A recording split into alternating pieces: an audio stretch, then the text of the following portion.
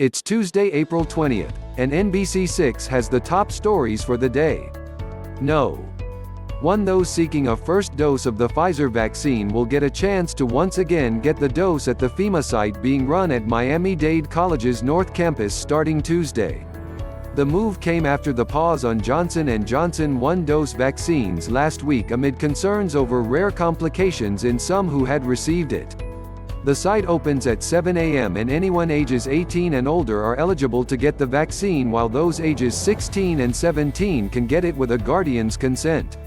The site was scheduled to close in May, but officials have not said if that would be extended. Local No. 2. The jurors who sat quietly off camera through 3 weeks of draining testimony in Derek Chauvin's murder trial in George Floyd's death moved into the spotlight Tuesday, still out of sight but now in control of verdicts awaited by a skittish city. The jury of 6 white people and 6 people who are black or multiracial was set for its first full of deliberations.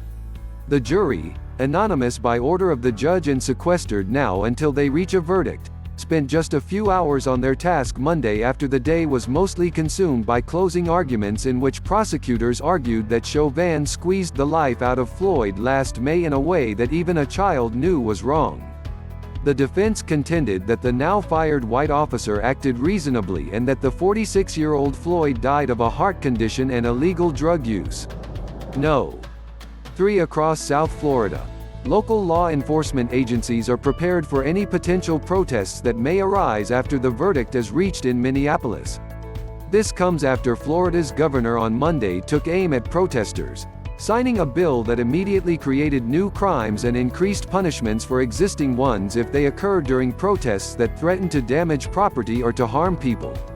Flanked by 24 law enforcers in Winter Haven, Governor Ron DeSantis heralded what he called the strongest anti-rioting, pro-law enforcement piece of legislation in the country. It's a complicated, far-reaching new law that Democrats and the American Civil Liberties Union say is unconstitutional, and it goes beyond just punishing rioters. For more, click here for the story from NBC6 investigator Tony Pipitone. No. 4. Broward County announced Monday that it is now lifting most COVID-19 capacity restrictions and sanitation requirements for outdoor activities effective immediately. The decision comes as more Broward residents become vaccinated and the Centers for Disease Control and Prevention releases the most up-to-date guidance. Social distancing and facial mask requirements will remain in place for the foreseeable future, along with certain indoor sanitization and signage requirements. As vaccination rates increase, regulations will be further reduced by additional amendments to the Comprehensive Emergency Order. No.